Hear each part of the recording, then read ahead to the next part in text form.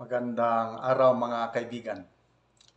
Pag-usapan natin ngayon ang posible na pagsanib puwersa itong kampo ni PRRD at saka ni former Speaker Sonny Belmonte.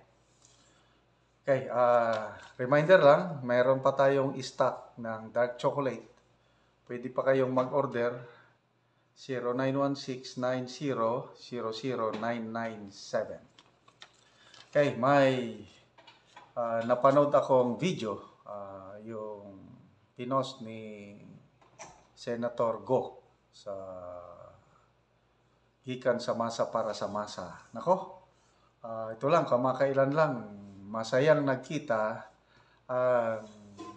matalik na magkaibigan si President Duterte at saka si former Speaker Sonny Belmonte. Nagkasabay sila sa 11th Congress. So may pinagsamahan. Panoorin muna natin itong short video na ito, then magbigay ako ng reaction. Magandang gabi po mga kababayan. Kasama ko po ngayon ang magkaklase, dalawang legend po ito. Magkaklase sa 11th Congress, ang si Uncle Sonny Belmonte, former Speaker 2001 at naging Speaker po ng 2010 at 2016. And of course, si Tatay Digong, kaklase sila sa 11th Congress bilang kongresista at naging mayor. Halos magkasabay rin po sila, naging 3-term mayor at naging presidente naman po si Tatay Digong. Unahin ko lang po, nandito si Uncle Sonny Belmonte, Speaker Sonny Belmonte. Magandang gabi po sa inyo. Talagang this is a terrific coincidence that I'm very happy about. Isipin nyo na nalaman ko from Senator Bongo na nandito si Presidente PRRD, and outside of being president and being a government official, we have been friends since we were congressmen together. Kaya matagal na kami magkaibigan. And I'm so happy that I see President Duterte naging presidente, pero walang pagbabago. Ganun pa rin siya. A very humble person na pagka kinakausap po, sarap ng usapan din yung pareho. And I'm very happy for this opportunity. Butit nagkita kami. At actually, in the back of my mind, I was really planning to pay a visit to Davao at satsatan lang. Pero look at this opportunity na naibigay sa akin. Dahil sa nagtawagan na kami ni Senator Bongo, eto, andito kami tatlo ngayon, pagkakasama rito sa kainan, kumain kami. So, I'm really very grateful. At saka si President Duterte really is a person I admire. Walang yabang ito, walang yabang, di prinsipyo, and ganun pa rin siya hanggang ngayon. And it's a great honor na magkasama-sama kami ngayong gabi. Actually, gusto ko talaga magdaan sa Davao at pagsatsatan lang sa kanya. Pero here's this big chance. So, kaya ipopostpone ko lang muna in Davao, pero I'll definitely go there also. Kaya thank you, Mr. President. Thank you for being here with you and exchanging views with you. At marami ring salamat kay Bongo. Ito, kung tawagin namin ito, nephew. Why? Dahil sa ang misis ko, si Betty Go Belmonte. Go rin. Kaya, salamat, Uncle. Ito naman po si Tatay Digong. Kaklase po sila. Mga kababayan ko, I am really honored to be with the Speaker Belmonte. Speaker man ang tawag ko sa kanya, talagang speaker siya. To be with him, to break bread, including my wife here. And for the longest time, we have not seen each other. So I consider this a very enjoyable moment in our lives. You know, life is getting to be shorter for us, kaming matatanda na. But whatever little time left for us dito sa buhay at nagkikita kami, we always reminiscence and remember the days during the Congress and during the time when we were out of the country. Nagpapasyal kami, including everything sa Middle East. Kaya lang, what struck me at that time was, pauwi na kami, nag-peel off siya. And he said, I'm not going with you because sabi niya, pupunta ako ng Luxor. Sabi ko, mag-isa ka lang, sir? Sabi ko, is it not a dangerous thing to do? Sabi, no. Sabi ko, adventurous talaga ito si Speaker Belmonte. Kaya marami siyang experience.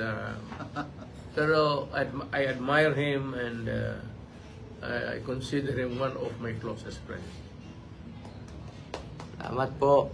Nakakatawa po ang magkaklase sa 11th Congress noong 1998. Naging speaker po si Uncle Sunny Belmonte at bumalik po muli as speaker. At si Tatay Digong naman po naging mayor at naging presidente. Pareho silang 3-term mayor ng kanilang mga syudad, no? Quezon City si Speaker Belmonte at Davao City naman po si Mayor Rodrigo Duterte. Naging pangulo. Ngayon nagkita sila muli. Mga magkaklase. Dalawang legends po ito sa Pilipinas. Ang ating Tatay Digong at Uncle Sunny Belmonte. Salamat po.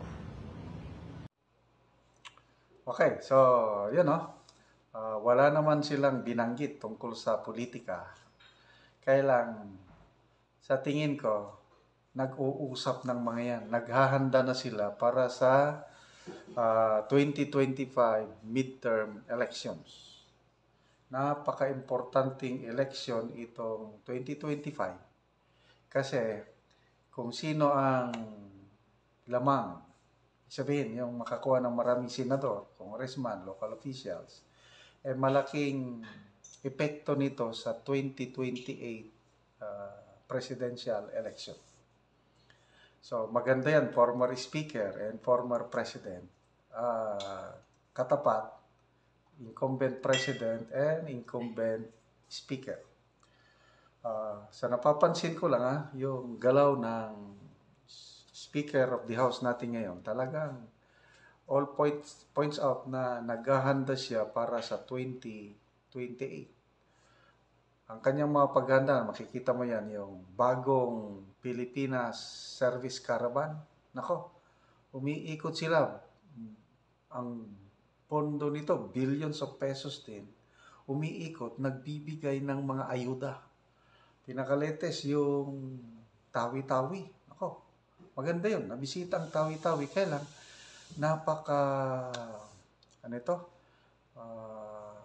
mind-blowing yung more than halos 100 congressmen ang nagbisita doon at nagbigay ng ayuda card. Ano yung card? Cash assistance and rice distribution. Okay? So, ayan, yung sa DSWD, ang daming mga ayuda ngayon yan na naka-insert. Kasi laki yung unprogrammed funds. Itong 2024 budget natin, halos revelation ni Attorney Vic Rodriguez, halos 800 billion pesos. Ang Presidential Pork Barrel Funds, yun ang tawag ni Attorney Vic, na only the President can release those funds, 800 billion.